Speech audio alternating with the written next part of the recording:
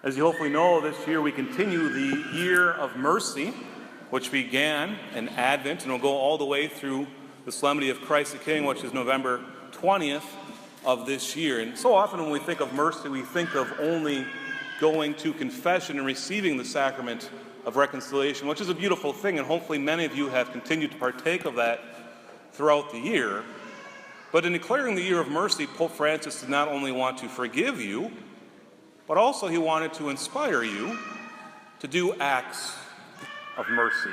Of course, you know the acts of mercy are the spiritual acts, works of mercy, and the corporal works of mercy that we are called to leave here, not quite yet, not during the middle of the homily, but at the end of Mass to leave here and to truly be ministers of mercy. Those corporal works of mercy, of course, some of them are feeding the hungry, clothing the naked, visiting the sick, visiting prisoners.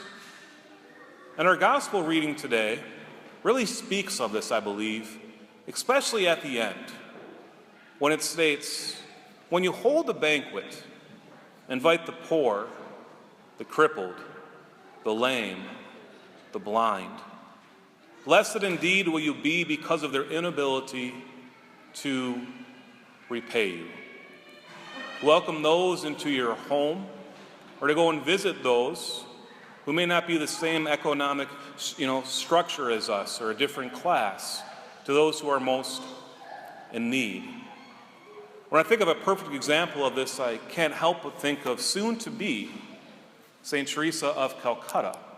She's Blessed Teresa of Calcutta right now, but next Sunday, September 4th, Mother Teresa will be canonized in Rome. And look at this example of someone who decided to give her whole life to charity, of serving those most in need. Hopefully this week the news will speak a lot about her and all the good work that she has done, but just in case they don't, I think hearing her story, at least a very abbreviated story, can inspire us to take these words of the gospel and put them into practice. Mother Teresa was born in 1910. At the age of 18, she decided to enter a religious covenant.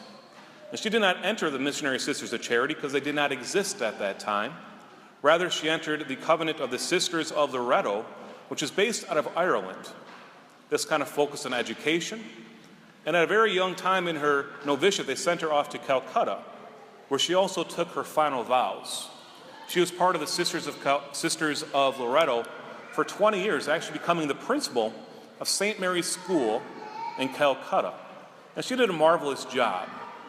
But after 20 years of being a religious sister, she was on a train for her annual yearly retreat. And it's said that on this train ride, she felt this call within a call. Imagine that she's already dedicating her life to religious life, giving up family, leaving her friends, everyone behind to be in Calcutta, and yet God called her to do more. It was this call within a call. She experienced a thirst for love and for souls that so penetrated her heart that the desire to satisfy this thirst was a driving force of her life. To reach out to souls, to help them experience the love of God. Of course, receiving this call brought many questions to her. So for 2 years, she discerned, what am I called to do with this?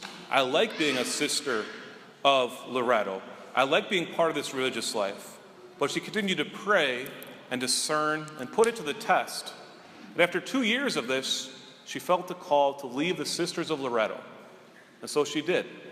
The first time, in 1948, she left wearing her now famous blue bordered sari and entered into the world of the poor. When Mother Teresa left the Sisters of Loretto, she wasn't famous. She wasn't a Nobel Peace Prize winner.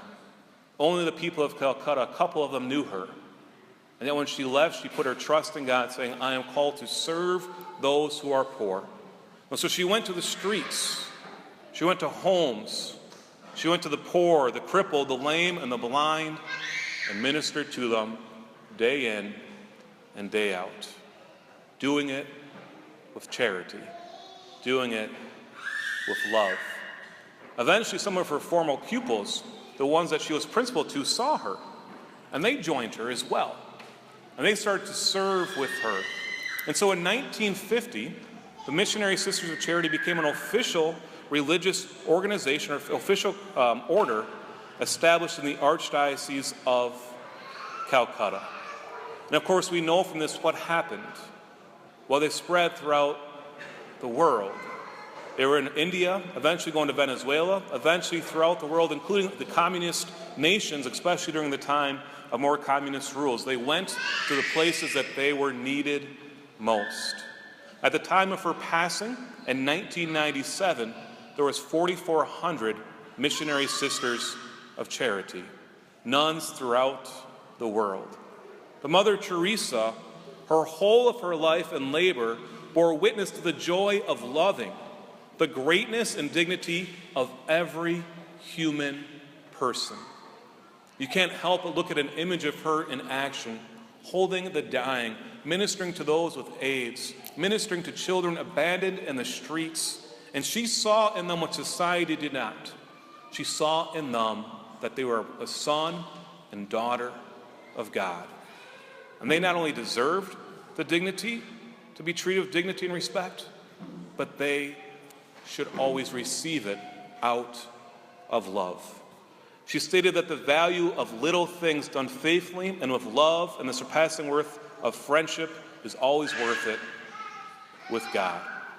Eventually, of course, we know she did get recognized for her work, but didn't weigh her down. Rather, she continued to do these little things always with a smile, always with love.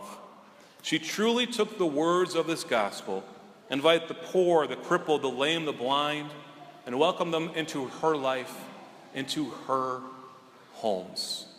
A truly amazing example. But it's not only Mother Teresa who is called to do this. We all are. Does this mean that we should all leave here and go to Calcutta? Probably not. But maybe some of us are called to religious life. Maybe some of us are called to missionary sisters of charity. Many of us are called to that call within a call. But even here in Minnesota, there are people who are waiting for us to reach out to them.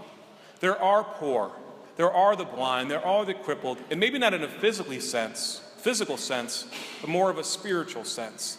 And they are waiting for you to call them, to go to them, to serve them. I was so inspired by a family a couple years ago. They hosted a dinner. And at this dinner, they invited a couple residents from a local nursing home. And they invited them into their home.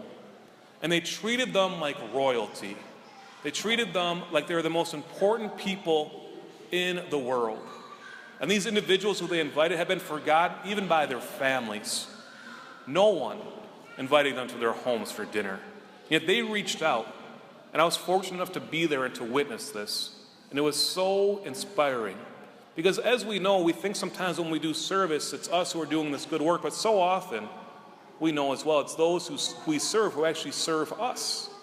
And in this case, hearing these stories of these individuals from the nursing home and their life, and some of the struggles that they've had, but also some of the great stories that they've had, it was an amazing experience. We all have people in our life who we are called to go and serve. But sometimes it means stepping out of our comfort zone a little bit. Who in your life is waiting for you for that call? Who in your life, who you don't even know of yet, do you need to go and visit? Be inspired by these words that Jesus spoke and his example. But not only his example, but also soon to be St. Teresa of Calcutta as well. Going and serve and truly being a minister of charity and also a missionary of mercy.